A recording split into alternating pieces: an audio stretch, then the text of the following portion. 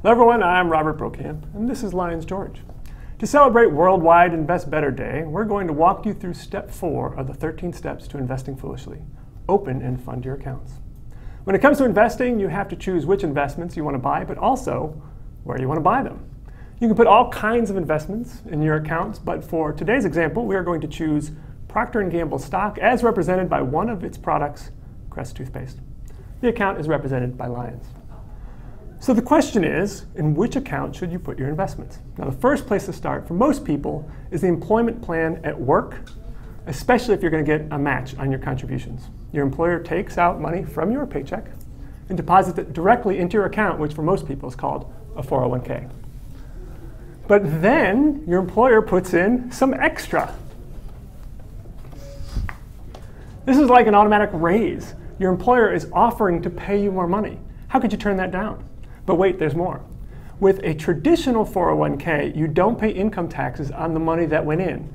It's essentially a tax deduction. Also, as your investments grow, you don't pay taxes on that growth. This leaves more of your money to compound through the years. However, once you take the money out, then you'll pay taxes.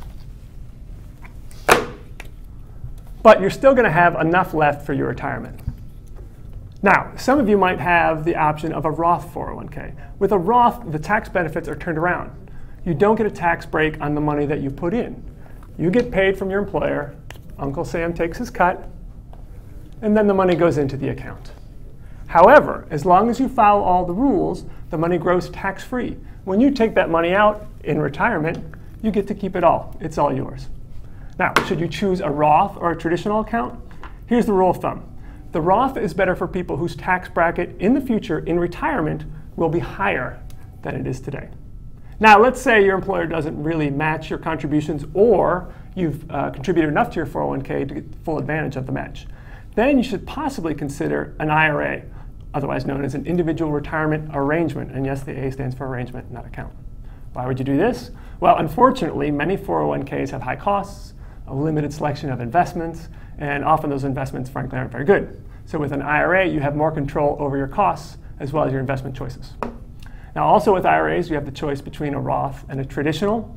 However, you may not get all the tax benefits with an IRA depending on how much you make, depending on your income. And below this video, we have published those income restrictions.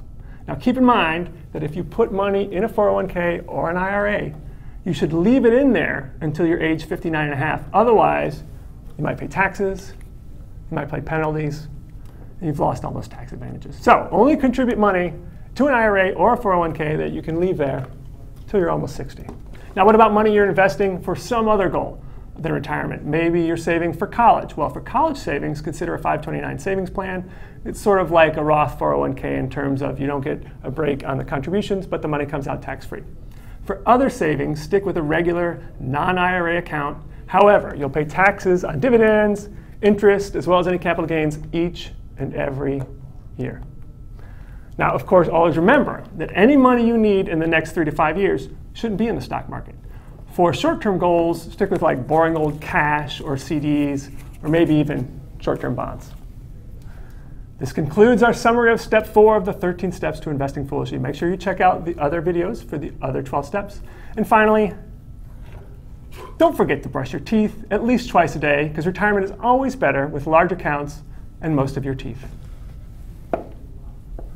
Someone hasn't been flossing.